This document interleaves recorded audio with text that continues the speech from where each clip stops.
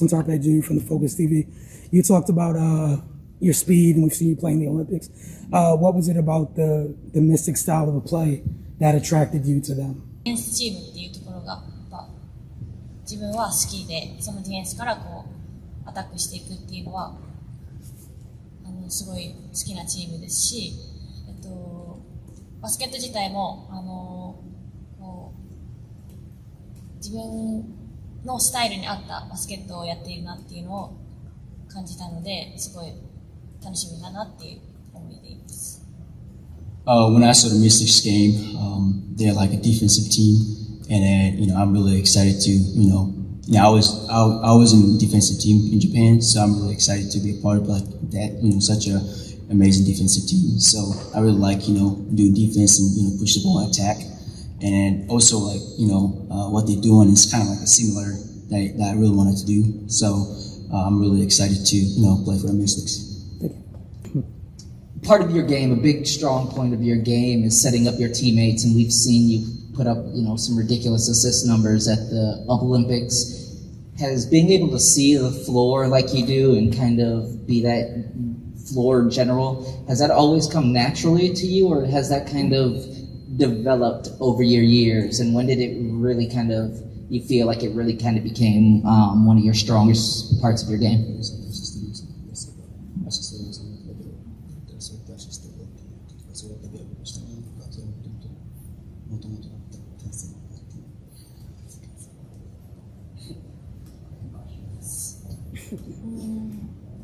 アシストは自分一人でできるプレーではないので、本当にこう周りの選手がいてのアシストっていうのはずっとあるので、やっぱその、数が増えてるっていうのは、その選手たちとこうなんですか、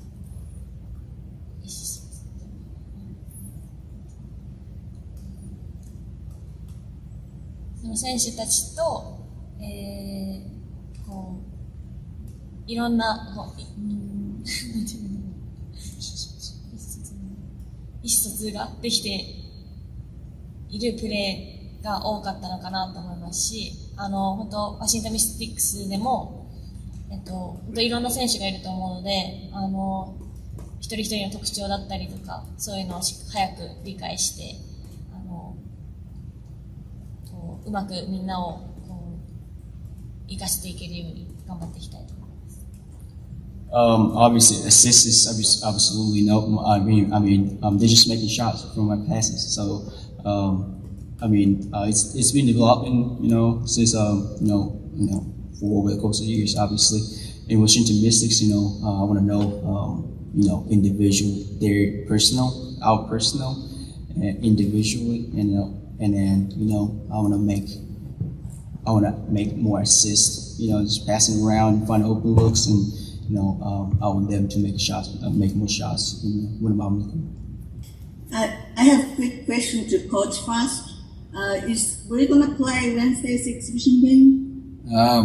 We haven't talked about that, but if it was my preference, yes. I would, and what I told Rui today was also that, I'm not going to judge her every day. I'm going to let her play.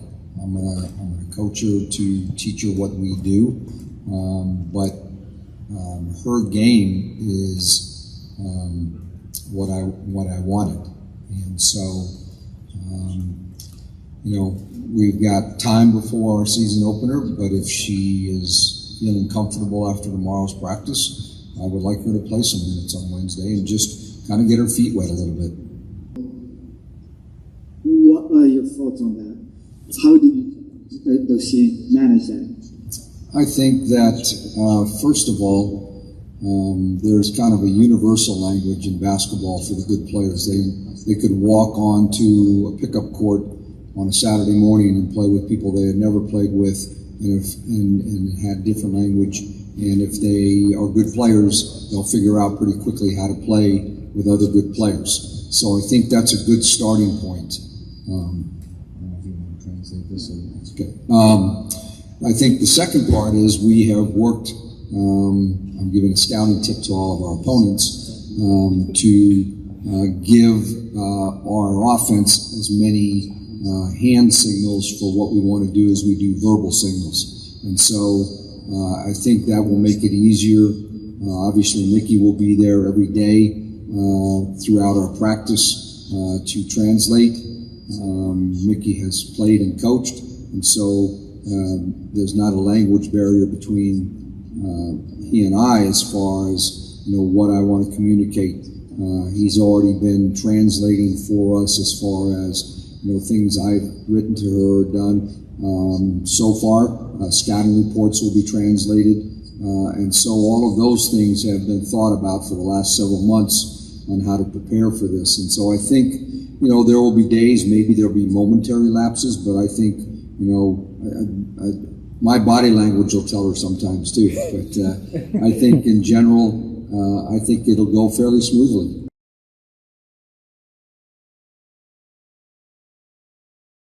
Welcome everybody to this week's installment of the Focus TV. It's the season 5, episode 25. Got Xavier Wyatt, Cardell Dudley Jr., and Wilson Turpay Jr. Quite a bit to get through. As you guys saw from the opening clip, the Mystics' newest player, point guard Rui Machida, has arrived recently last night, Monday night rather. We're able to be there for an introductory press conference. Those will be up on the site on the YouTube pages as well. They got a preseason game this week, so just like you guys tuning in for Wizards Outlook, Mystics Outlook officially gets going. Preseason Wednesday. They have a preseason game against the Lynx. All right, we might as well start, with the NBA playoffs like we did last week. If you guys hadn't heard, some things occurred last night that made some noise on social media because of the times that we're in. And that was just the first domino. Again, there's more to come depending on how some of these series shake out. So, Octavia, I have to ask you, what did you think of, since the last time we were here? What have you think the latest developments in the NBA playoffs? Real quick, I'll run through the series real quick. The Nets Celtics series is over. That's over. Rooms came out. We got a bunch of game 5s tonight. You got Grizzlies Wolves. That's 2-2. Warriors Nuggets. That's 3-1. Suns Pelicans 2-2. The Heat and the Hawks as well. It's 3-1 in favor of the Heat. Sixers Raptors. It was 3-0. It is now 3-2.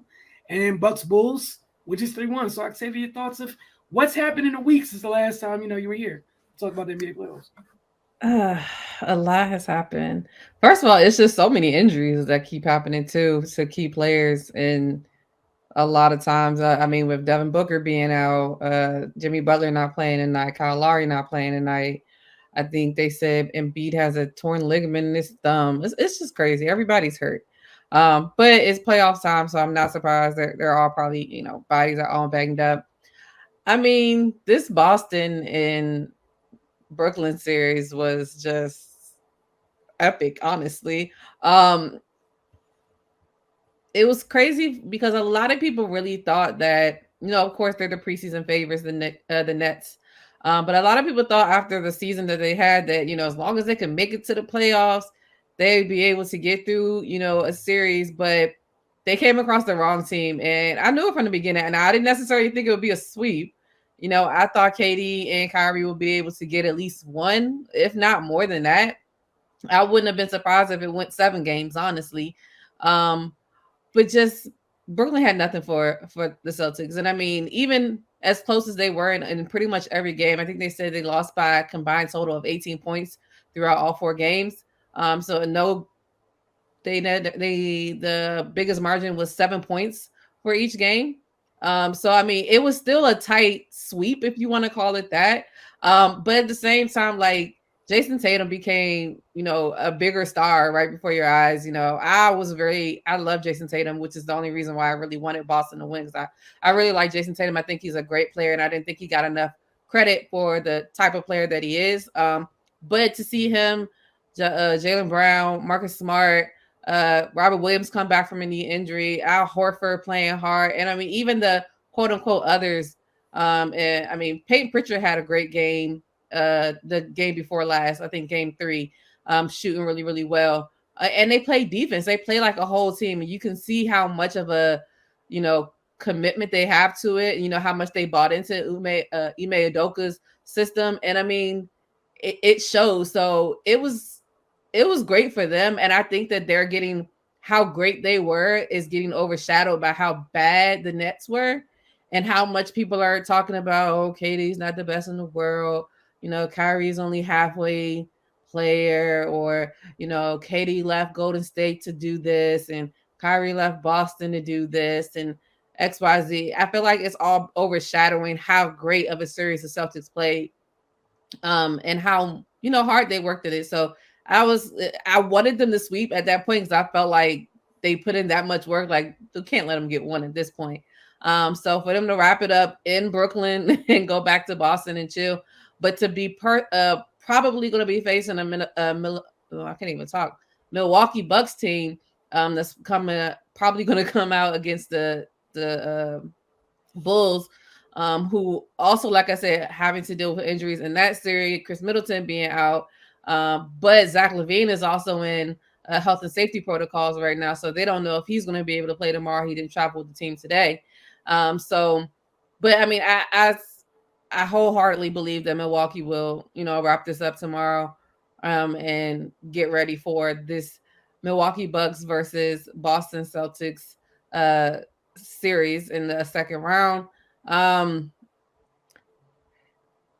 Luka Doncic is just going wild. I mean, like, just ridiculous. Like, I didn't even finish watching the game last night because I was like, this is not even fair at this point. Like, and every year we feel like Utah is there, and every year we get the same situation. Granted, you know, I feel like Mike Conley disappeared so far in this series. I don't know what's going on with him. And then again, another injury. Donovan Mitchell with the hamstring at the end of the game. I personally don't think he's hurt. That's just my opinion. I just think he's tired of playing. He's tired of doing this. He's tired of losing. He probably checked out and he's ready to go. I'll be surprised if he plays in the next game. But Luka is just doing everything. The trade that they got with Spencer Dinwiddie worked out a lot for them. Jalen Brunson is going crazy as well. And they're just playing as an all-around team.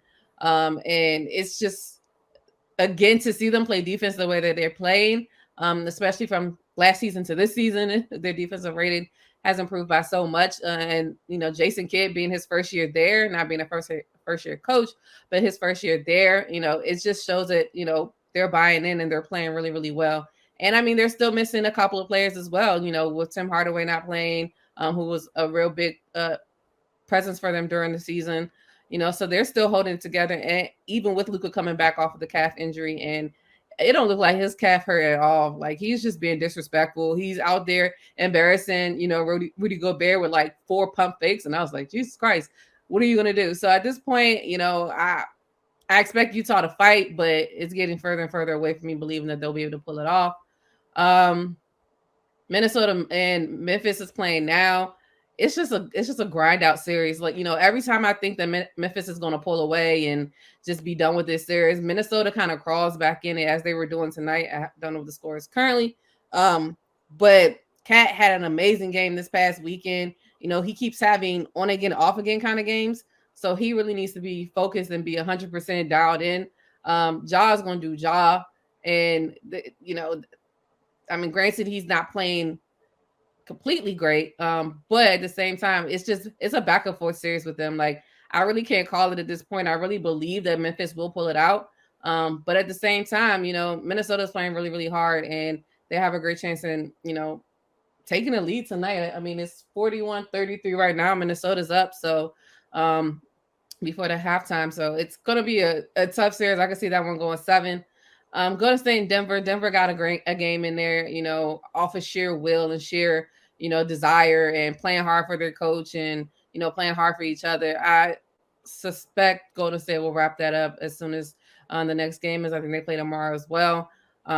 Not too much worried about that. You know, I just think they had an off game and Denver just played like, you know, their playoff dreams relied on it. And, you know, it's really hard to close out a team on the road, close out a team in a series. Phoenix and New Orleans, that's getting a lot interesting. It's crazy to see how big of a drop off it's been since Devin Booker hasn't been playing. I didn't really expect it to be this big of a drop off, but they're getting up in Chris Paul and you can see how bothered he is. And the rookies on the other team are just, I mean, Alvarado is literally Chris Paul's shadow. Wherever he goes, he's there, and it's really disrupting them. And I mean, the others really haven't stepped up in the meantime. So them missing Devin Booker right now is really hard. It's really hard. And then on the other side, CJ McCollum is playing well. Brandon Ingram is playing super well. And they're just playing as a team. And Willie Green is keeping them focused. So I still believe in Phoenix. I still believe Phoenix will pull it out and get it done. But it's getting closer and closer. So I'm looking forward to watching that game tonight. And Miami and Atlanta. I mean, Miami should go ahead and wrap that up tonight. Although, like I said, no Jimmy Butler, no Kyle Lowry. But they just got too much for Atlanta, and it's just been tough for them. I don't know how well Trey is playing, but he's been kind of spotty as well at this playoff series. So I expect Miami to wrap that up. Last but not least, Toronto and Philadelphia. I mean, we've seen how many times Doc has lost 3-1 leads, and it's getting a little bit scary right now. James Harden does not look like the James Harden of the past. We all know that he has issues in the playoffs for whatever reason. It seems like he doesn't show up, and we're still having those issues. Toronto's playing hard. They got Scotty Barnes back. You know, he was out for a couple of games, and they feared he probably wouldn't be able to return, but he's gutted it through, being a rookie of the year. And this one is getting tested. You know, they're going back to Toronto where we know Matisse Thybulle can't go. So it's going to be a little bit difficult. Toronto, you know, they still have a chance, but I foresee Philadelphia being able to pull it out, but at the same time, they're going to need a lot more from James Harden because Joel Embiid can't do it all on his own.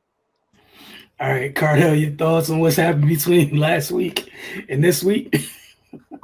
Yeah, you know, the Nets and Celtics that went. I remember when they won the first game and people were kind of shocked. Even though I think Tatum hit a big shot or whatnot at the end, but you know what encouraged me was their defense, and it's just, you know, that's the main thing about basketball that you can bring consistently is defense. You're gonna miss shots, you're gonna have, you know, maybe have a few turnovers depending on how the team is playing you or not. That's the one thing you can always be consistent at, and they've been consistent at that for pretty much since January. When they started going on their rampage, you move up in the standings or whatnot. And it's not just Marcus Smart or Robert Williams or Grant Williams. It's literally the entire team you have to deal with. Like, the entire team gets after it. And it shows you when a team buys in to the defensive end, they always have a chance, no matter how limited they are offensively. And it just so happened to go along with their great team defense, they got dudes that can put the ball in the basket at an unreal rate, man. You know what I mean? And that was the difference. You know, the Nets, to be honest, no one said it. The Nets didn't deserve to win anything, not even the series. You know, it's too many shortcuts. It's too much BS that's been surrounding that team all season, man. Just nonsense, man. And the ironic part is Kevin's taking the most heat, but he's been the one guy that's been the most consistent as far as showing up, fighting through injury, trying to lead by example and stuff like that. He's been the one. It's not really him, even though he had a bad series for his standard. You know what I mean? His co-host, he got to figure something out. He got to get his life together, dog. Because you're a big part of the reason why the Nets are where they are. They got swept. This is historic swept. Y'all were picked favored to win the championship, dog. Y'all were favored. And y'all got swept in the first round after barely making a play in. And you had to go on a tear at the end. And what it shows is a lot of people who are on this bandwagon that we're witnessing the best skilled players of all time the last few years. And they're not that. It's the load has been lighting up because guys can't really get into you the last few years defensively. Remember, at the beginning of this year, the NBA said we're going to allow guys to be more physical and be able to play defense. And you saw out the gate a lot of players who we were like, oh, y'all supposed to be all-world scorers and playmakers. They ain't like that. And it continued throughout the season. And in the playoffs, you saw them literally lock up two of the best scorers in the history of the game. Kevin Durant, dog, that's a 50-40-90 club dude. We saw him in the finals against the best player of this era, LeBron James. 60, 60, and 100 against him. Like, he shot that in the finals game.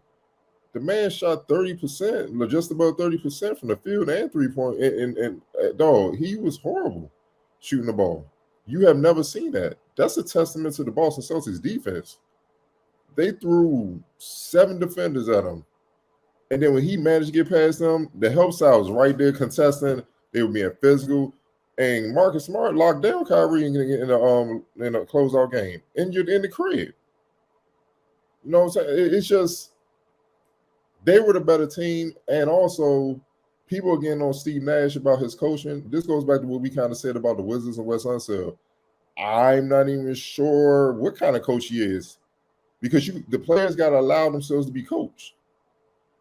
You see what I'm saying? Like, the last play when Jaylen Brown messed up, he tried to take the ball, drive late in the game on the sideline, and it resulted in a turnover. I saw he made the Udoka get out on the screen like, why? You could have killed the clock. Like, why? Like, get on him. Jaylen Brown looked down, my bad, and just walked down court. He took it. They accept coaching. So they were willing to sacrifice and do the necessary little things and grind it out, stuff like that, on top of the defense. So the Celtics were just better, literally better in every damn aspect. It was nothing you could point to on Brooklyn side and be like, yeah, y'all had a advantage here. What advantage did they have? Even the guy, Kevin, he was outplayed by Jason Tatum. So you didn't even have the best player in the series, or at least the guy playing the best in the series on your side. You know what I'm saying? They deserve what they got because, man, the thing is, a beautiful thing about sports is you can't take shortcuts. You can't cheat the grind. You got to keep the main thing continue to work. Otherwise, you and your team are going to tap out at some point because you're going to run into a team. You're going to run into players that together that are ready to go, just like the Celtics were, and they're gonna bust your ass. And I knew after game 1 they was in trouble. Like, like, they ain't like the physicality. And I'm like, that ain't going away because now I see on film you don't like being touched. You don't like getting hit. Okay, and the refs letting us play too. Oh, I'm going to keep doing that. I'm going to keep bodying you. And I'm going to slide. See, like I tweeted earlier, it's hard to dance when guys up in your airspace. You can't do all that. It's a lot of energy to get them off. You trying to do all that. By the time you do all that, you tired, you gas. Shot clock at 8 seconds now. And the team like, come on, man, right here. It don't take much, man. And now your team all out of sorts. The Celtics deserve this win, man. And I know people want slander because that's what miserable people love to do on social media and clown and stuff like that. Nah, the props just need to go to the Celtics for what they did and how they did it. You know what I mean? And they're a threat. They're definitely a threat to come out the East, man. You know what I'm saying? And this shows you that even a shortcut way of constructing your roster, just being top heavy, that don't work no more. You got to have depth and stuff like that because it's hard for those guys to carry that load, especially when the other team got 2 guys that can almost or pretty much match them. Then when you go to the others, it's not even close.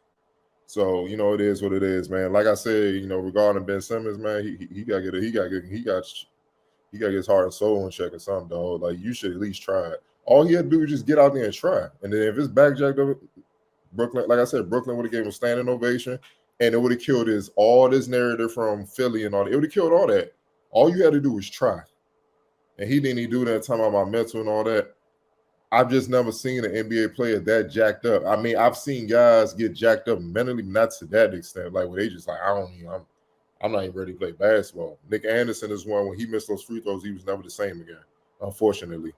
You know what I'm saying? So he goes to show you that mental thing is real, man. But he got to get his heart in check, man, or, he might as well just retire because people ain't going to put up with it. And now the whole league just feel like he's soft. So, and that stigma is going to stay with him forever. Like, as we talked about it, look at Scottie Pippen. He can't even escape the migraine thing. And he is 6-time champion, Hall of Fame, top 75 player. And Ben Simmons ain't even close to that. So it is what it is. The Raptors and Sixers showing who we thought they were, man. Raptors just had to get healthy, man. That's all it is, man. They just had to get healthy and just realize those dudes are human. Embiid, got banged up, so obviously that's affecting his play because he's cautious. His fingers jacked up. He got on his shooting hand. That matters. You know what I'm saying? He can't grip the ball. His rhythm is off and stuff like that. He's frustrated, and the Raptors know it. and he's not getting help from the other guy, Harden. And we all know he defensively, we all know he's not going to do anything on that end. We know what that is. But even offensively, he can't do nothing because Scotty Mars and them boys on him. They are on him. You know what I'm saying? And even when he trying to defend, they making him work. Nah, we attacking you, dog. You ain't about to just hide out on the corner on a non-offensive threat. Nope. And we got 6'9" dudes all around the floor that are athletic, that can put the ball on the floor, create, and make something happen. So you don't even get a rest. And that's what all that's happening, man. And Philly should have closed out at home. That's oof. Now you going back in Toronto, hyped up after, last time they were there, they went up 3-0. B left like coming back for the sweep. We're not coming back here. I'm going for the sweep. That Dre gonna be front row talking noise and stuff like that. And I'm like, if the Sixers froze up at the crib, what you think they're gonna do in Game 6? So look, man, I think it's going 7 now, and we're gonna see what happens in Philly, man. That's a dangerous thing because all the pressure on y'all. Like now, y'all starting to feel it. Y'all starting to feel what the Nets felt. And all this hype and stuff like that, and it would just be hilarious as hell if they ass. Look, if y'all thought the Nets stuff was bad, let you lose to the Toronto Raptors with no Kyle Lowry, no Kawhi Leonard. They don't even got Fred VanVleet. They out here so bad, it's nothing but wings and forwards. Dog. Like, you can't. Like, I'm just saying, the Nets deserve what they deserve. Yeah. Kudos to Boston for sure. And Embiid. Dude. And Embiid, dog, stop pointing fingers, bro. You did that last time to Ben when everything went wrong. You blaming everybody else. I think people don't understand. These dudes don't understand with the public. You've reached a point that people don't want to hear it no more. We want to see it on the floor. Otherwise, you ain't that. We just gonna establish you ain't that, and that's cool. We're gonna leave you alone, and we're gonna focus on the players who are that. You feel what I'm saying? Because a lot of players in this era have been getting praised and pumped up and stuff like that. And it's like when you sit back, you're like, why are they getting pumped up? Because they putting up numbers in the era where you can't really even stop them. It's false advertisement going on. And with a lot of guys. So I don't want to hear it. Like, nah, and B, so if James Harden not getting it done, even with a messed up hand, you guys like give me the ball. I'm going to end this one way or another. We're gonna end this tonight. That's what dominant big men do. And you ain't at that level yet because the series would have been over. And now you pointing fingers at everybody else, at Doc and stuff like that. Doc got a ring, dog. Like, look, I know it's history with 3-1, but he's proven he got it done. And it's ironic that the team he got a ring with, the Boston Celtics, none of those dudes was pointing fingers. They just got it done. You know what I'm saying? And look, everybody compared the big men, the three-headed monster, Jokic, Embiid, and Giannis. Remember last year, Mike Budenholzer, when Bucks was struggling in the playoffs, and like Mike Budenholzer don't make adjustments, he can't coach and stuff like that. Did you hear Giannis point fingers at anybody? Giannis just won a championship. Yeah, he just got mad. He just got mad and just killed stuff. Now he's the best player in the game. So that's what you got to do, man. Jazz and Mavericks, man. Look, man, Luka back. It is what it is. They don't even got to say on that. The Hawks and the Heat. Hawks, look, man. Again, Trae Young. Like I said, a lot of false advertising. Look, shoot from deep. When he has it going, exciting to watch on offense. He's just a small Harden. Went from his Houston days. A smaller Harden. So what you think gonna happen when you don't play any defense? And the sad part is I really think he be trying. It's just that I don't think I'm serious. I really do. But the sad part is I just don't think he's strong enough or anyone along the way has demanded it out of him. So he don't have a clue. And in the league, when they see you got a weakness, it is brutal. It's brutal. They just literally try to pick at that joint nonstop, habitual line steppers.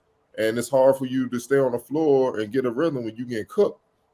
You see what I'm saying? And then the Heat not gonna let you do all that anyway, so you gotta kind of even out. So, no, man, the Hawks just they got to do some soul searching as well because they fell off from last year. They was expected to be possibly Eastern Conference contenders this season, and they took a major step back. They were pretty much subpar all year, and then they hit the whole hot streak. They had to win the play-in just to get to this point. And you're not being a hungry Miami Heat team. Like now, you're down 12 at the half, to a Miami Heat team. They don't have Jimmy, but their best player on the floor and stuff like that. Like, it's ridiculous, man. So I expect the Heat to wrap this up because, look, they gotta get ready. They trying to get some rest, get healthy, and get ready for the winner, I believe, of the Philly series.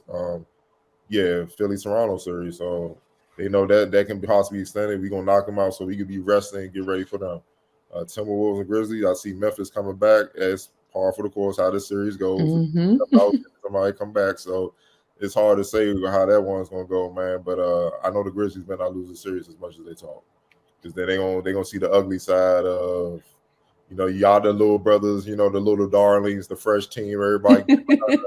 Then y'all gonna see how fluke that is when you lose. Everybody like, oh, y'all trash, y'all Morant, shut up, you ain't that, man. Like, you gonna see. It is. And the Suns, man, Suns Pelicans, woo. Yo, Chris Paul, they all Devin Booker, hurry up, get healthy, man. Like, Chris Paul, like, I'm too old for this shit. He on this Danny Glover, dog. It's they on him. And they just don't feel like anybody else can pick up the pace and, make up ground to overcome it so they can win, man. So, yeah, that's going to be an interesting game, man. That's going to be interesting, man, because I believe whoever win Game 5 going to win the series in that one, man. And obviously, we know the Bucks going to close things out. And obviously, Nuggets love Jokic and stuff like that, but it'd be hard for me to see them beating the Warriors at the crib, man. There's different type of culture and leadership over there. They don't play those games. Even though people be like, well, they the one that gave up 3-1 lead and all that. Guys were banged up. And they had no answer for LeBron James. This ain't the case no more. So, it is. That's why KD had to come over there and, set things straight. So, but nah, man, I'm loving how the playoffs going. It's been competitive for the most part. Even that sweep with the Nets and Celtics, it weren't like ass whoopings. Like they lost by 20 every game. It could have very well went the other way as bad as the Nets look. But they just weren't together enough and to overcome that. So, like we said at the beginning, it's hard to say who's coming out and who will meet in the finals, and that's why I just stuck with the team that made it because I feel like experience would be the edge, as long as they healthy in the Bucks and the Suns, man. But we'll see, man, because the Bucks don't come back quick and they get up out of there, man. It's the Warriors conference to lose. Seriously, things move fast. Things move real fast. And next thing you know, that window's closed for Phoenix, or it looks drastically different. Money affects what that roster looks like. Keep in mind, Ayton did not get that extension. This isn't the NFL. There's not a franchise tag. Some of those peripheral pieces. Yeah. Chris Paul's a year older. Chris Paul's a year. What's the young man from North Carolina? Cam, is it Johnson? Yeah, things like that. You know what the going rate for players like that in the league right now? So, look, but man. Is he that dude, or is it he's playing like that because of who's around him? Oh no, I think it's who's around him, but the league is a league. I'm sure somebody would throw a bag at him if he's out there. But I'm with you. It's definitely what's around him, and he's made the most of it, like for sure. Because will he be the same player if he played here in DC? I don't know. You and I think we both know no. Exactly. I think we know that's a no.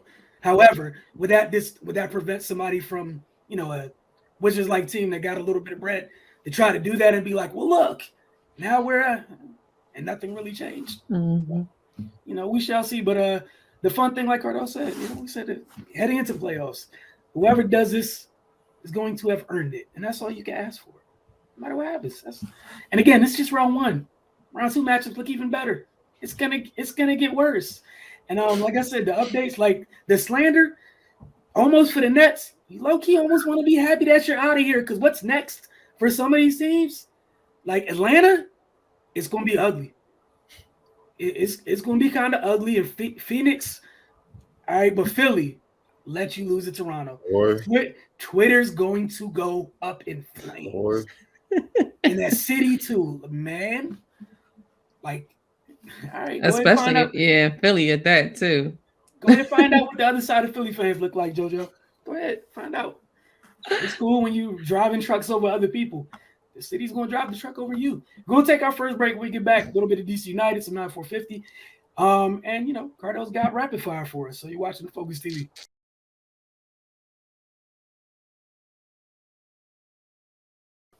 Welcome back to the Focus TV. DC United this past week. Told you guys, they changed coaches. Chad Ashton stepped up in terms of they haven't gave him an official title. Don't know if he's just the interim head coach or the head coach. Either way, it looks like he has the rest of the year to kind of audition in that role yet again. But the Black and Red accomplished something they hadn't done since August of 2018 on Saturday night at Audi Field. DC United scored 3 first-half goals before holding off the New England Revolution for a 3-2 win. It was a much-needed result for the home team after giving up a 2-goal lead the last time out with their previous coach. Coach Chad Ashton, John Kempen, and Julian Gressel all mentioned the emotional week leading up to the game, how the most important thing on everyone's mind was getting a win. Ashton talked about how worried he was when his team conceded an early goal. The previous time out in MLS play, they were up 2, gave up 3 consecutive goals to lose a game. Emotional week, you lose your coach. You go from being talked about locally to nationally in the league. And then you can see the goal 6 minutes into the game. You're probably worried about the emotional state of your team. However, he was pleased with the response. Told you guys last week about Taxi Fountas, that he got a little bit of playing time last week. Well, this week he started, and he immediately showed a return on their investment. He became the first player in Major League Soccer history, mind you, to record 2 goals and assists in the first half of his first career start. And DC United needed that production and more. After that early goal they gave up, set up by Carlos Hill, it was Brandon By with a rocket of a shot to beat Kempen. Fountas scored in the 26th minute, and that was kind of where you just saw his ability to finish as well to create. So he played the ball wide out to Julian Gressel. No one was running to the far post. Gressel chased the ball down, puts it back into the box. A defender tries to clear it, and Fountas showing his technical skill. He didn't waste any time. He didn't bring the ball down. Volleyed it. Took a bounce off the grass, right past the keeper into the far post. Audi went nuts. That was the equalizer in the 39th minute. This time he showed what he's like as a passer. He placed a perfectly weighted pass into the center box, and Michael Estrada just headed it past the keeper. He finished his run of terror in the 43rd minute, getting a pass in the box, took a couple of touches before firing a shot home for the 3rd goal tonight. Fountas and Estrada came out about the 60th minute. In the second half, New England, they made their intentions really clear. They have a big forward up front named Adam Busca. Cardell dude's like 6'4", 6'3", between 6'3" and 6'5". New England was like, you know what we're going to do? We're not going to try to play the ball to him on the ground. They took turns essentially throwing lobs for the next 40 minutes. And he won almost every aerial battle. It was just either DC United was able to clear it or they weren't. He did get one of them in the 86th minute. It brought his team back within 1, but DC United was able to hold them off. Up next, DC United will face Columbus Crew on the road. Just quick thoughts I had on Taxi. You guys know how Steph just walks around with a permanent smile on his face for the most part, and it just doesn't leave his face. Taxi for 60 minutes. Smile never left his face, regardless of what he was doing to defenders, just cheesing the whole way. And I'm interested to see how people deal with that going forward, because soccer is it's a big sport with retaliatory fouls and things of that nature. But he was cheesing the whole time and cooking while doing it. But they needed it. It felt like for the first time since they had Luciano Acosta, they had a player that can get anywhere he wanted, whenever he wanted. And defenses had to come find him. And he took advantage of the pressure and found his teammates. He did a great job. And it was just his first start. I can't wait to see how he looks as he gets more comfortable, and then how the attack looks as they get more comfortable with him. Because he was trying to dime people up, but they just weren't ready for, when you play with good facilitators, sometimes you see stuff a little bit quicker than you, and you got to, kind of like walking around, keep your hands up the whole time, keep your head on the swivel if you're playing up top with him. So again, what was important was they got a much needed win to end a 3-game slide, and we'll see what they look like next week. The 9-4-50 this week. Jamal Haywood is back. There's a breakdown of a hezzy into a snatchback. Again, a breakdown of a hezzy into a snatchback, followed by a second break. So here goes a 9-4-50 breakdown. And when we come back, rapid fire.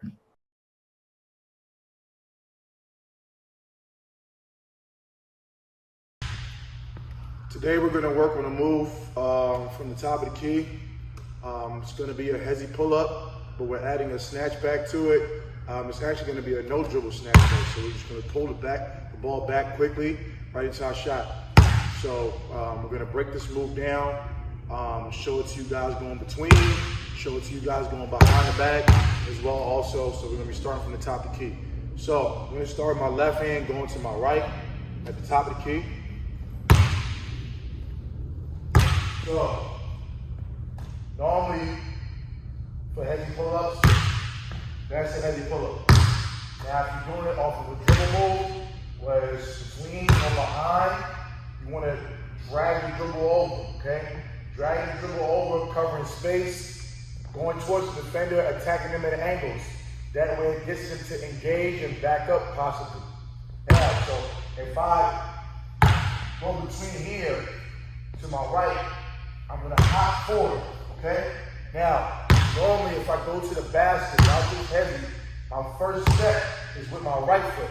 So I'm here, right foot, left foot, I'm going in that direction. So my right foot is my trigger foot and it's leading towards that defender. So that right foot is going to get that defender to engage. So once I head here with my right foot, that defender comes back, that defender moves back as if I'm going to the basket. Now, what you can do with this pullback, when you plant this right foot, pull it back. So, here's how it goes.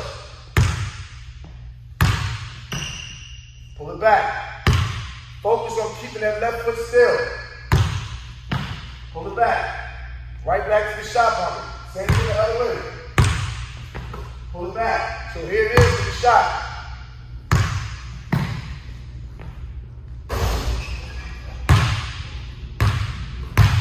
I can do the same thing going behind the back.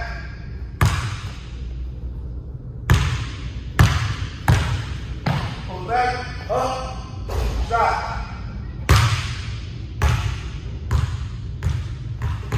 So that's the breakdown of that move. Very effective. You do it correctly, do it with some force, you get the defender to back up, pull back into your shot pocket, get a shot off.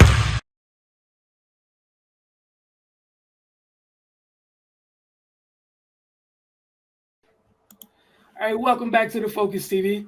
Cardell, the floor is yours.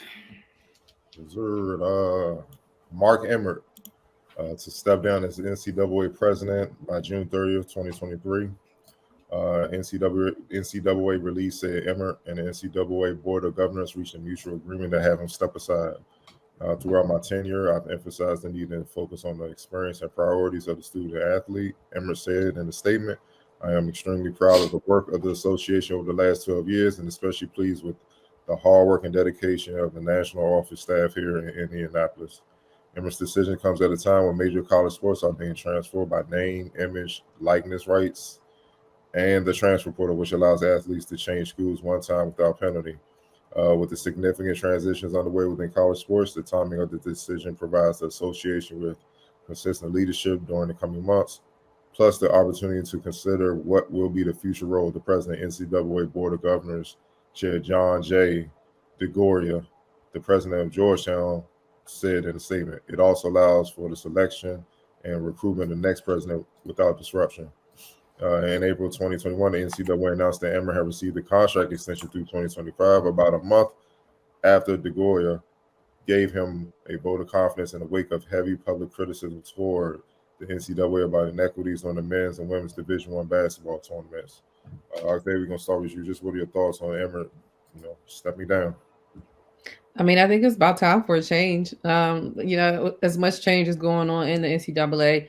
Like we talked about, I know we talked when we first talked about like the University of Maryland's women's, all the players that were in the transfer portal. And then I know you guys were talking about all the, literally after that, I kept seeing stuff that was like somebody else is in the transfer portal. And I was like, Jesus Christ, everybody's transferring. So it's so much stuff going on in the NCAA. And then the biggest thing that I always come back to is just like you said in the previous year for the tournament, the inequity between the men's and the women's facilities, sleeping quarters, whatever you want to call them. The weight room, of course, was the biggest thing that they saw with the pictures. It's just unacceptable. So I think it is about time that they get some new blood in there. I feel like it's probably going to be the best thing. So I'll be interested to see, unless they've already announce who's going to take his place, but I'd be interested to see who that would be. I might have missed it. Wilson? It's just been a long time coming. That dude, man, when I saw about a reign of terror earlier, man. And I'm not saying whoever the next person is going to be better, but it is time for his tenure to come to an end. I feel like everybody that saw that, there was a smile heard around the world as far as college athletics go. But yeah, it's a different world now, especially with the NIL and the transfer portal. We're seeing, coaches and folks in the business of college sports have been around for a while, kind of making their way up out of it. And yeah, again, it's just, I think the best I can say is it's time. It's time for Mark Emmert to step down. Man, as a former college player, I think I speak for all college basketball athletes. Like, all sports. We cheering. He's horrible. He just pretty much, all he did was just keep the old guard, the old way of thinking about college sports, just kept that going in a time that's been far outdated from that, man. Like, dog, it's just pathetic how he didn't really stand for that. He just made life more miserable for a lot of student athletes. And we can keep it real. A lot of dudes probably fit the bill I did. Without what we did athletically, there was no college. We didn't have any money. We didn't come from money. You know what I mean? Just stupid stuff, the stupid rules, man. Like, my coach couldn't even, if I'm hungry, if he had a little bread, he couldn't give me $20 to go get dinner. That's a violation, and we in trouble. And I might get kicked out of school over that. And all he was trying to do is make sure I had a meal. It's just outdated, just no awareness of the background of what so many student athletes are coming from, especially minority student athletes, man. Most of us don't come from, structure and money, like having all the resources we need to thrive, man. We college pretty much in a sense is our first time of having some type of structure, because we're away from home, class, you get to travel, play the game you love, you getting educated, you learning. And all he did was just keep some.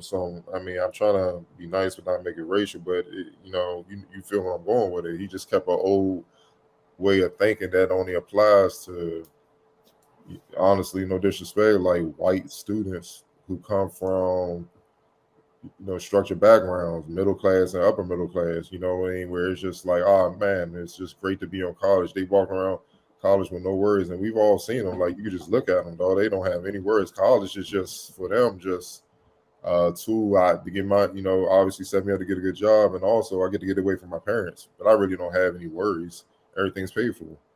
You know what I'm saying? So it's just different. But for those of us who had to work and pretty much grind, athletically, to get through school, the least you could do was loosen up or take away some of the rules where, we can function and make our situation that much better. And I know certain players got paid and some based on their talents and stuff. That's a whole different ball game. But it shouldn't have to come to that. You should have been able to do that from the get-go. And then the stuff like with the controversy with the Nassau dude from where was the school, Michigan State, all the sexual allegations and stuff like that. He turned a blind eye to that stuff, man. It's just, I can't think of one positive thing he did on his job at all. So, I wish he was gone today at this point. The fact he got another year, we just still got to do it. It's just, but he should have been stepped down, man, because just hearing like guys like Coach K and all those guys, when they try to talk to him stuff, they just fell on deaf ears.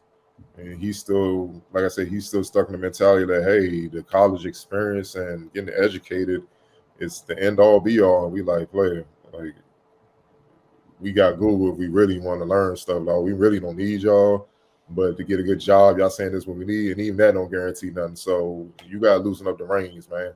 But he never did. So hopefully the next president would do so, adapt to the current time. So it could be a much more enjoyable time in a lot of student athletes' lives, because I think I speak for a lot of student athletes.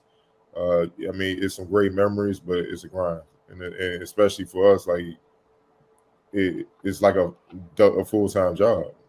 Your time is literally class and football, basketball, whatever you're doing. You don't have much time, so if you devote that much time to whatever prospective school you're at, you know, you gotta be compensated for it, so you can at least be at some type of peace. Like, damn, if I want to go catch a movie, can I do that? You know what I'm saying? Just to get away, escape for a little bit. But you know, it is what it is. So I'm just happy he's gone eventually. Next up, Carolina Panthers general manager Scott Fitterer met with Sam Darnold on Monday and told the number 3 pick of the 2018 NFL draft there's a pretty good chance the team will add a quarterback during the upcoming draft weekend. Fitterer on Tuesday pre-draft news conference said there are 2 quarterbacks the team feels comfortable selecting with the 6th overall pick. Liberty's Malik Williams and Pittsburgh's Kenny Pickett consistently have been rated the highest among draft analysts. Fitterer also said that the team had options outside the draft for adding quarterback. He didn't mention Baker Mayfield, the Cleveland Browns, and Jimmy Garoppolo, of San Francisco, by name. Since under league rules, he's not allowed to discuss players on other rosters. But Fitterer re-emphasized Carolina wants to stabilize the quarterback position and noted the best solution long-term is with a young player in the draft. It's cool. I mean, you want to draft one and develop him, have him be your own. He said there is cost effectiveness that is involved with that, and also why are some quarterbacks available that are out on the market? You have to ask yourself that. Wilson, we're going to start with you, buddy. I don't believe him. I believe that he's going to take a quarterback with the 6th overall pick. When they're on the clock with the 6th pick. Matter of fact, I believe it when the team that picks 7th is on the clock, because then we'll see if he told the truth. I don't believe you at all. I think you're going to take offensive tackle if you don't trade back, and then you're going to get one of those veteran quarterbacks. I think that's what you're doing, because right now, and I like Malik Willis, and I get what people like in Kenny Pickett. It's the NFL. You're trying to save your job. We've been watching what's going on in Carolina. You need wins this year, and to get wins this year, or to at least make it to where at least you can take some of the heat off yourself. If a veteran quarterback comes in, and everybody's on board with the signing, and then he tricks it away, y'all get to be like he did. Mm-hmm. If you take your guy, and your guy isn't ready in this situation, you and the kid, you know. So yeah, I just don't believe you. I'm sorry. We'll see though. Yeah, I don't buy it. Jimmy Garoppolo will be a Carolina Panther Thursday night. That's what I believe. But whatever. Shout out to Scott Fitterer. I'm happy you finally talked to Sam Darnold though. The week before that, you told us, I think the offensive coordinator lied and was like, "Yes, Sam's our quarterback." I'm good off y'all and talking right now. Yeah, I'm good off a lot of people talking in sports. They just be rapping. Octavian. Yeah, it's the same for me. Like, it's kind of hard to believe anything he's going to say. And I mean, how secure do you feel with Sam Darnold anyway? So I wouldn't be surprised if there's going to be some other quarterback there, like some type of competition. But like Wilson said, this is like your do or die season. So like, do you really want to die on the fact of somebody that's coming out of a so-so or below average quarterback class where nobody's really clamoring for him, but you got to get one because you don't have one? Or would you rather take, somebody that's at least somewhat proven to try to help you save your job? So I'm kind of in agreement with Wilson. I don't believe they're actually really going to draft one. I don't think that they'll take Baker, but I mean, I've been wrong before, with the rumors and, sources and things that people are talking about. But I don't think they want to take his contracts out, which I wouldn't blame them. So I'm just interested to see what's going to happen, but I don't think they're going to draft one. I don't know. I'll believe it. Like Wilson said, I'll believe it when I see it, but it doesn't seem that way. Gotcha. Understood. Moving on, staying in the NFL though, with Ezekiel Elliott and Tony Pollard already on the roster, running back would appear to be the last position the Cowboys need to address in the draft. But Cowboys executive Stephen Jones says he wouldn't necessarily rule out drafting a running back. Cowboys gonna do Cowboys things. Jones said that despite the presence of Elliott and Pollard plus Rico Dowdle, a running back who has a solid special teams contributor as a rookie in 2020 but missed 2021 with the injury, the Cowboys could draft a running back if the right player is available at the right time. He said, I think that our running back situation is a position of strength right now. You look at Zeke, you look at Pollard, you look at Rico. You were just in the coaches meeting talking about that, and those are the 3 really strong running back. So certainly not a position to need right now. At the same time, we know that Tony Pollard is going to be a free agent and things can change quickly. So that's why you don't ever rule out any position, especially if a player falls in there that you think has great value. I don't think you ever relegate yourself to a position of, hey, we're not going to take this, or we're looking for a 3, not a 1 or a 2. You have to be open minded as you move forward in the draft. Look for where the value is and make decisions based on that. Back to you, Octavia. What do you think about your fellow NFC East brothers? I honestly believe him. Like the Cowboys are kind of just opportunistic when it comes down to who's available at their position at that time. If it's somebody that they really are high on, regardless if they feel like they need the position or not, they will take him. And I wouldn't be mad at him for it this time in this situation, because Ezekiel Elliott isn't the Ezekiel Elliott we've seen in the past couple of years. He's been hurt. He hasn't ran as well as he has. Like, I don't even know how many yards he rushed for last year, but Tony Pollard is clearly the better option at this point, at least from what we saw last year. So I'm sure they're thinking, like, I mean, we already paid Zeke a whole lot of money. Let's see if we could possibly get somebody on a little bit of money. So, I wouldn't be surprised if they did, if there's somebody that they really like. I haven't heard any names specifically, but if they have somebody that's available at that time, when it comes up, they will take him. That doesn't surprise me at all. Facts. Wilson. Yeah, that's one of the few teams. Whichever one of the Jones said it, I believe it.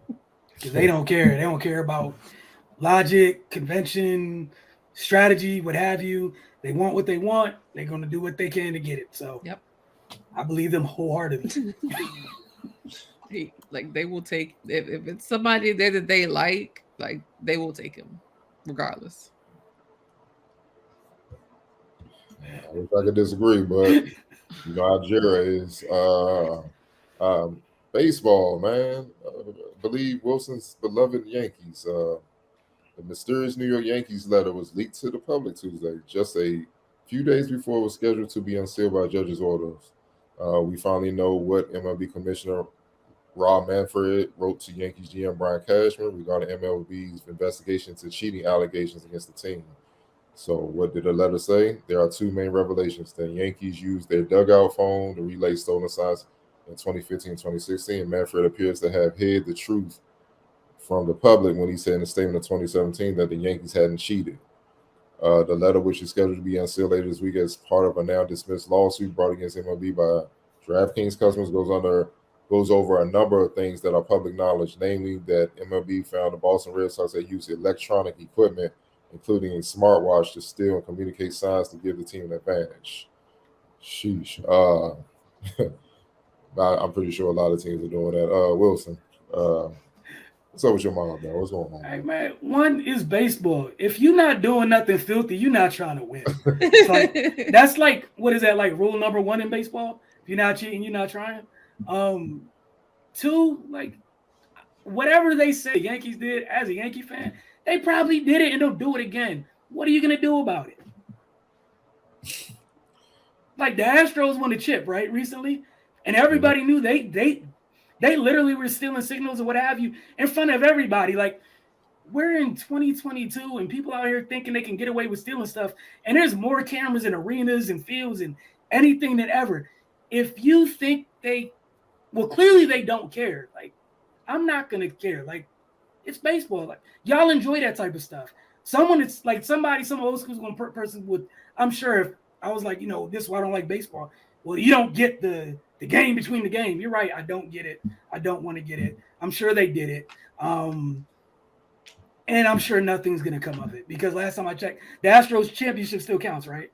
When they're like banging signals out on signs and on trash cans or whatever in front of everybody. Yeah, okay. Nah, they only penalize brothers that break records, but we're not going to get in there. They keep them out the hall. Yeah. That's all they do. That's much higher on the priority list. So, yeah. Of course. Well, you all tell you. Again, like Wilson said, I feel like there's always a cheating scandal in baseball, which is probably why it's America's pastime. It doesn't surprise me. Like Wilson said, if the Yankees did it, they probably would do it again. Nobody doesn't do anything. It's the beloved Yankees, or probably like the like the favoritist team in all sports. Like everybody loves the Yankees. It is what it is. And I'm sure something like that is probably happening right now and nobody's going to do anything about it. Like somebody's probably stealing somebody's signal right now at a baseball game. So no problem in it. And quiet as kept. Don't think Kyrie was allowed to play just off the mayor just felt nice. It was because of the Yankees. Yes, thank you. It had nothing to do with the power, Nets. like power. It was like, all right, they was like the lockout over. We gave you all this time that they was messing around, seeing if we was gonna start the season or not. But they said we gonna start, so I'm gonna need you to lift this mandate, sir. Their power is like LeBron and Clutch in the NBA, like times 10 on steroids. Like it is ridiculous. And then add 2 and multiply 3. Like they did all this for a dude. Cut all that out. We done with all Kyrie can play. We ain't playing. Aaron Judge is on the same thing Kyrie on. Yep. But the Yankees was like, we're not starting our season with him playing halftime. We pay him too much. He's gonna play all them games. And you know, y'all little mash, y'all figure it out. Y'all want money back in the city, right? Okay. We're the money.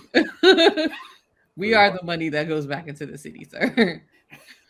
All right, the last question before we get out of here. Kendrick Perkins, as well as his former Celtics teammate Eddie House, eviscerated Kyrie Irving and his excuse train.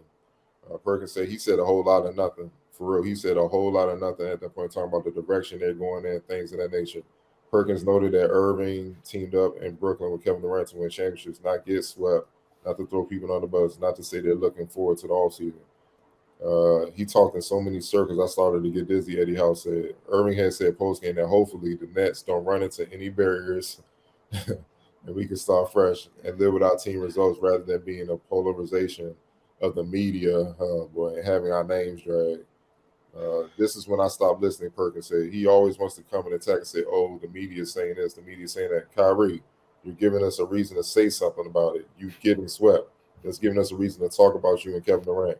House concurred, also calling out Irving and several other excuses he made, including Brooklyn not being used to playing with one another. Irving only recently became eligible to play in home games for the Nets due to New York City's COVID-19 vaccination guidelines. Don't try to downplay Eddie House said, y'all came here, y'all got whooped, they had a game plan, and you couldn't figure it out. Oh, man, I'll tell you, just what are your thoughts on Mr. Irving? First of all, I hate the fact that Kendrick Perkins is kind of growing on me. I hate it. I hate it so much. I listen when I see him on the I'm like, God, sometimes he be making sense, and another time he just be saying some reckless stuff. But here, he's 100% right. Like Kyrie Irving is like getting on my last nerve. The whole press conference when he was talking about, you know, the team and others in the other locker room, they've been jealous since, you know, Christmas. We haven't had that time, and you know, we've been going through this. I'm sitting here like, bruh, it's your fault. Like you, like take ownership. Like say that. Like I know. And then I feel like he tries to skate around it at times. It's like I think in the last one he was just like, you know, I feel like sometimes maybe I became a distraction. You think?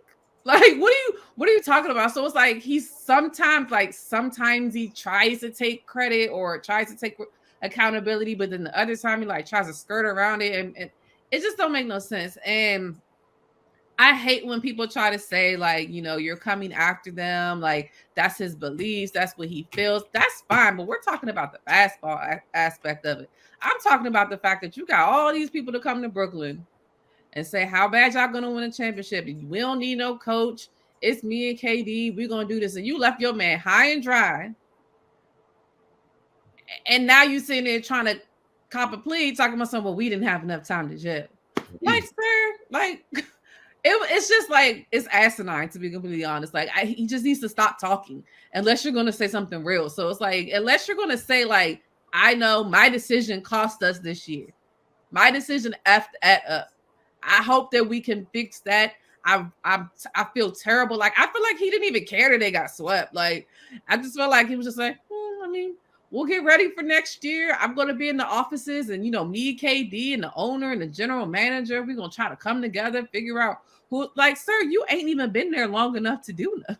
Like, you don't be around long enough to be involved in these meetings. Like, what are you talking about? So it's just hilarious to me that Kyrie just he just does this. Like he has no wherewithal of like to read the room or to just like take accountability and like listen to what you're actually saying. Like I feel like he says something in his head that he thinks sounds really good, but it comes out like completely like just 100% wrong. And he's a grown man. Nobody's probably gonna be able to tell him anything about anything when it comes to this situation. But he's just dead wrong, and he needs to go to media training. That's what he needs to do. He needs media training. Wilson.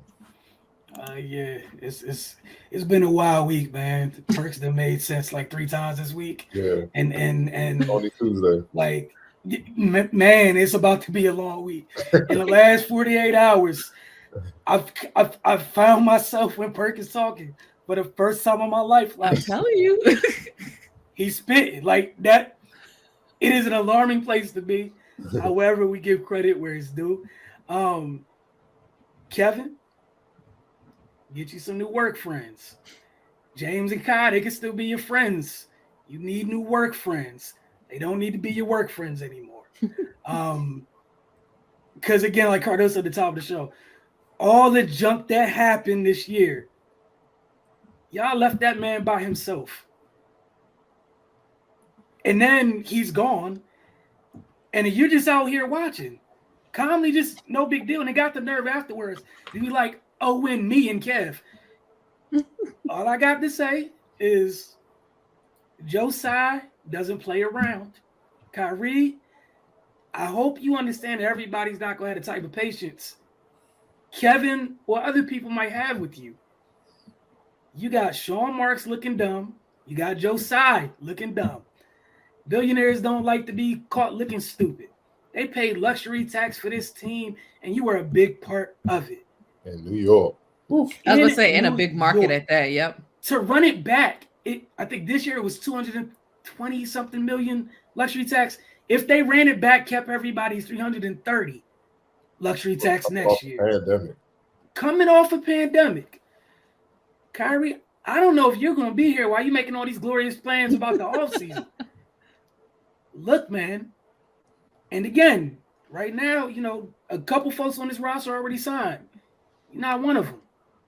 You didn't do your extension. James didn't do his before he got out of there, whatever. It's been nonsense all year. And like Cardell said, people keeping the main thing. You had a bunch of players trying to keep the main thing. And you just, I think the most selfless thing you could have did was just be away for the whole year. It is what it is. I'm not playing this year. Don't be around it at all. Just go. Make your decision, live with it, commit to it, go away. See you next year, what have you. But the in and out and all that other crap, and to be like there's barriers, every word you use, every descriptive word you use, you can substitute with Kyrie Irving. Yep. Every word, whatever word you want to use. Me, I, myself.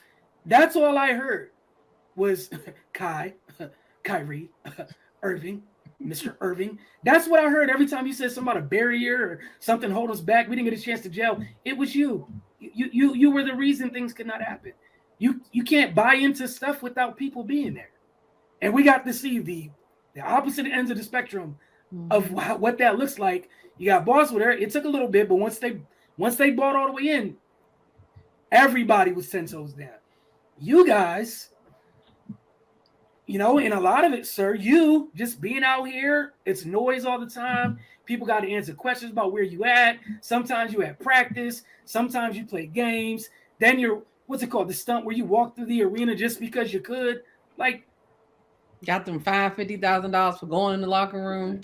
And you keep playing with billionaires' money. You let me know how this works. And you're one of the people when this next CBA comes up, man, and these folks start going to y'all getting paid for how many games you play. Congratulations to all of you who are acting an entire fool during the past 2 to 3 years. Because you earn what's coming.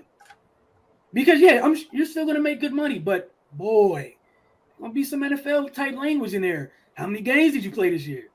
Oh, let me take some of that off the top, sir. Oh, were you injured? Or was that a rest day? Huh. Was it a rest day that we agreed to? Oh, no, it wasn't. Oh, you had a birthday party to go to. All right. But, yeah, he's Cardell kept trying to trigger me, I think, yesterday. He kept putting Kyrie's clips, his press conference clips, in our group chat. And I'm like, just please let him be quiet. He gonna get a rule named after him. Him and Ben Simmons. It's gonna be a Ben Simmons rule and a Kyrie Irving rule. The owners ain't really been talking. That's my point, man. Like, it's a player empowerment era, but they got too much power, and Adam Silver's at fault for that. They abuse that power. They like a bad kid. Like, no, all right, I'm gonna work with you. Look, here's one cookie before dinner. Don't eat no more cookies. Come back, the whole damn jar, pack of cookies gone. So now, I'm old school. I gotta get the belt and whoop your ass. That's just how I gotta go, dog. Like, you in the cookies, I don't even want to see. Like, don't even say that out your mouth. Like, I'm gonna whoop your ass again, because now you don't violate it. They don't violate it, dog. And like him, oh no, bro. Okay, we're gonna give you the max there, but here's the stipulations. Yeah, I need an option after every season. And like, we ain't even gonna play these games every season. If you only play 70 games, I'm taking a percentage of your money. 60 games, a higher percentage of your money. Oh yeah, it got to be stipulations in that. Now I don't want to agree to that. All right, man, you got a tough decision to make, player. We ain't win with you, so what the hell we losing? And I got young boy Cam Thomas that's a bucket. We can just develop him and just keep it moving. And then kept like, nah, bro, it's just when they started getting this 150, 200 million, that's type money, man, that's fuck you money. That's fuck you money. And a lot of the owners treat them like they're partners. And I think these players get gassed up. Social media is fake ass reality. That's not real reality. We're grown. Mortgages and stuff like that. So we understand what's really going on. And even they're in a bubble. They have a lot of money and fame and stuff, and everybody kissing their ass all the time. It's a bubble. Everybody don't roll like that. Like Wilson said, these players aren't the only ones with egos. These billionaires have egos, dog. And this ownership of NBA team is a hobby to make their portfolio look good. This is not their real money. If you want to piss them off, go play ball in Europe. See how that goes. Holler at Brittany Griner while you over there. Make sure you don't help her out and stuff like that. The shit's real. It's a grind over there. And over there, they don't give a fuck. You know what I'm saying? So why y'all messing this up? Y'all messing it up for the next wave of generation. What all owners want you to do is just come to work and give everything you got.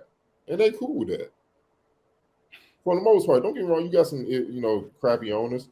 But for the most part, and you can't get mad at the Brooklyn owner. He went all in. And see, this is stuff that taints owners and stuff like that, man. They just like, I'm not rolling with that no more. No, like I'm not. The reason why my man over there in Golden State, the owner, the reason why he's willing to always go on the luxury tax, he has high character superstars he knows are going to do what the hell they're supposed to do. Yeah. The only thing that disrupted them was Clay getting banged up for those couple years, dog. That's it. He knows they're going to do what they got to do. It's a culture over there, man. You can't build a culture with all this bullshit that was going on in Brooklyn, dog. That's why I'm like, I can't rock with this, man. Like, come on, man. Think about it. What is the main thing we thought about when Brooklyn came up? Kyrie and vaccination. It wasn't even basketball, man. And you really think you're going to be able to turn it on a player? That's just arrogance right there. And Wilson, you know, I've been saying, like, these young boys growing up, they coming. The ship is coming, man. Like, y'all better stop playing. I'm talking about the established stars. Stop playing. It happens like that. You go back in the day, Magic Bird, Dr. J. Dr. J was the man. Magic Bird came in the league. The Magic Bird, then the Jordan and Elijah, all them coming like, you get what you going to get. Because when they figure it out, it's going to be a wrap. You feel what I'm saying? And it was a wrap. Then when Mike and Dream and all them was fading out, Kobe and Shaq and Duncan taking over. AI and all those guys. It happens quick. Before you know it, you just look at like, damn. And look at who we are. Look who's Luka, John Morant, Tatum. They all NBA. Giannis, they're all NBA guys. They're taking over the league. It's to the point LeBron is out the playoffs. KD and Kyrie getting swept, and this is the BS you want. Like, I can't rock with this, dog. Now we got to deal with these young boys who are contenders now, and we thought we were just going to deal with like Philly and Giannis and them in Miami. You see what I'm saying? Like, y'all, like, I think these players today don't understand what the old school is saying. Like, dog, they have hindsight. That's why I say the OGs got the answers, man. It's a sense of urgency when you're an athlete, Because you can look up like you 21 years old. I got plenty of time. Next thing you know, you blink, you 31. You just like, yo, I ain't got that much time. It's too late. Mm-hmm. And then you're not the same player you were to really put forth the effort you got to do. Like, that's what you saw with Kevin. He was tired. They wanted this out. He couldn't sustain that energy. Because they was attacking him in every way, throwing bodies at him when he's on offense. Jason Tatum, Jaylen Brown going out defense. He couldn't rest. You feel what I'm saying? So they got to establish coaching. And that goes back to KD. Look, I know Kyrie's your man. But sometimes if that's really your friend, you just got to be real with him. Yep. Like, bro, you all in or not? We ain't even going to go through this next season. Like, what is it going to be?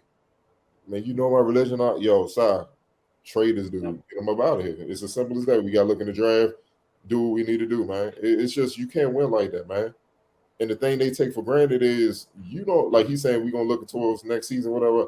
Kyrie, you could be playing pick 'em or blow your knee out. You no good no more, dog. Yep. Like, I don't understand that thinking, man. Kyrie, maybe his free spirit, man, whatever he be on, blazing, doing what he doing this all the time, man. That he got him tripping because he's so disconnected from reality. Yep. It's crazy, man. Like, it just gets to a point where it's like, dog, shut up, man. We don't want to hear it no more. Buy in or go somewhere. Buy out. Go. Do what you do. You made enough money in your career when you go live your life and be cool. So you either gonna plug in, you're not gonna be able to take shortcuts and win a championship at any level, let alone the highest level. It don't work like that. If people could have did that, man, like, I mean, I think that was already proven. Like, we saw it maybe not with the same purpose as, like when Jordan came back off baseball. Yeah, he came back, but he was St. Jordan and they got embarrassed. And he played bad. And then he like, yo, I gotta get back to the basics. I gotta get back to and that's what he did.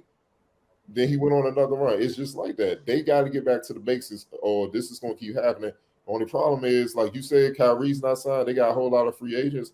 Where y'all gonna put that money towards? Mm-hmm. Hey, look, and I think you want to know honestly, because like even some of the rumblings this year, like Kevin saved a couple people. It might be taken out of Kevin's hands. If I'm wrong, it should be. I'm not. Look, It should. I'm with you guys. Yeah, go ahead. But I feel like it's too much of that. It shouldn't be in the players' hands. Mm-hmm. Look at LA. Yep. Like, no, I might consult you. Be like, look, man, we think about bringing so and so in. Like, what you think? Because they might run some past you, like, yeah, him and so and so got beef or something. Right. Like, damn, yeah. It's like when they the Bulls when they got Dennis Rodman. They know they got bad blood. Pippen, Jordan got bad blood with the bad boys. Let me go talk to y'all. You think about getting Rodman in here to be another defender and rebounder, which we drastically need at the 4. To deal with, Horace Grant, all those guys and stuff like Oakley and all those guys. And they was just like, man, F all that, man. If he do what he do, rebound, defend, we cool, man. Like, and the genes with Krause and Phil Jackson, like, we know Mike and Pippen's leadership will keep his ass in line when he started to act out because he ran over David Robinson. Let's just keep it a buck. Like, he did whatever the hell he wanted with San Antonio. He ain't respect him like that. But Mike and Pippen wasn't rolling. You saw on the dock, Mike went in the hotel room, like, get your ass up, like, come to practice, dog. Like, we ain't playing these games.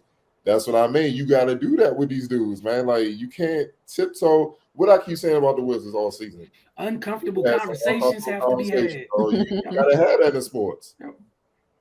You got to have them uncomfortable conversation if you're trying to win. If you're trying to, and they be trying to tiptoe around them, that ain't it. Especially when the elephants in the room and stuff. Like the elephants in the room, you know what it is. You can't tell me a lot of people on that roster weren't frustrated with Kyrie. Did y'all hear Dragic? Because Dragic's an older dude. He ain't play with none of that. Like, he let all that. They were like, what you think about next year? He was like, I'm pissed. Essentially, I ain't come back for this. Yeah. Like, he didn't hold anything. He was like, yeah, I'll think about it in terms of you come back to Brooklyn. Like, I'll think about it. I'm sure the roster feels like that.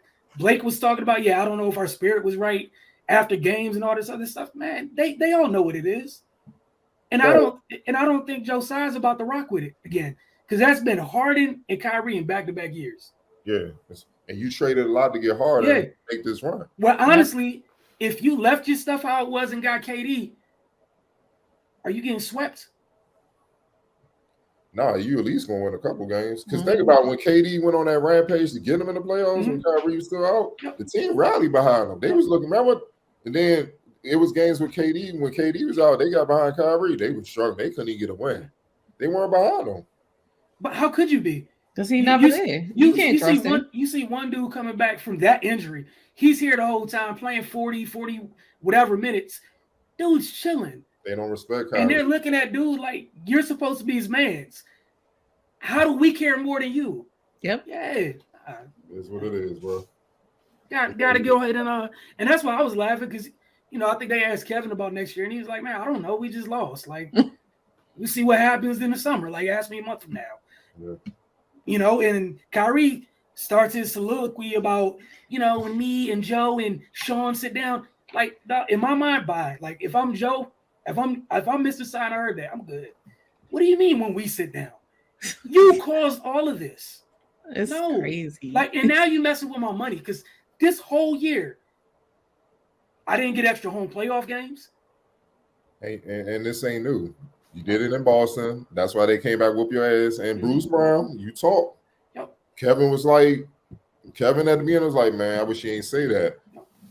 They was motivated. They got your ass up out of it. You got to be careful what you say, dog. Chill. Especially if you ain't that talented to make up. You ain't the one that's got to go out there and handle the business. You didn't have the crosshairs on you. And they got, man, KD ain't seen the defense, boy. He like, damn, they brought the farms to the league, nigga. And dog, and Kyrie, Boston, even the Cavs shit, you know what I'm saying? Like, it's just, man, enough BS, man. It gets old, dog. When you just like, you irritate my soul. I don't even want you around me, dog. You can go. And I think, sometimes in sports we talk about all the time, like, and this cliche, whatever, but like, people willing to put up with certain stuff for somebody's talent for so long. After a while, the talent doesn't outweigh the headache. And I'm gonna tell you right now, like, he's talking like he's gonna be here. I don't see it. I don't see it. But who gonna want him? They don't care. Like, it's not their problem. You know what I'm saying? Like, you get tired. Everybody got a breaking point. You get tired. You just be like, Slim, why are you here? Y'all like, hey, Mr. Side. You just screw face like you just want to steal your ass for no reason, dog. You know how mad I'd be? I own that team. I walk in watching Kevin and the guys going through hell this claw out of the mess or whatever, right? And you in a gym full of energy and you want to come over and talk? Nah, man. No, coming in looking like he just came out of TP by a campfire on some ganja, dog. Like, man, you don't get your ass in here. Yeah, it's gonna be a bad CBA. That CBA gonna be mean. And people, there's several poster childs for it. And shout out to him. But I just don't see Joe Tsai messing around with this. Because, like, so far, it wasn't just one of your homies, it's two. Mm-hmm. There's no reason to get the three. Yeah. And like you say, Cardell, when it was just Kevin and the rest of it, when it was just Kevin and the Nets, they were fighting. Everyone was pointed in one direction. And sometimes it's more than enough. It's better than this. Way better. Than waiting for somebody who's supposed to deliver something that they can't deliver. But I want to thank you guys for spending time with us this week. We'll catch you guys next week. Don't forget, WNBA season is starting soon. Next week's the Mystics season home opener. So, we're going to have Mystics Outlook coming more and more. Hey, look, man, y'all have a great week. It should be round 2 of the playoffs next week, depending on how everything plays out. Draft will happen. NFL draft would have happened. There's going to be a lot of madness between now and next week. So y'all have a great week. Don't forget Wednesday mornings on Roku, or on our Roku channel. If you got a Roku television device, all you got to do is type in the Focus TV and enter. Friday nights, 10 p.m. DCTV. If you're outside the city, just head to dctv.org. You can watch the stream live there, or check when the show re-airs on their network and on their website. You guys have a great one. We'll see you guys soon.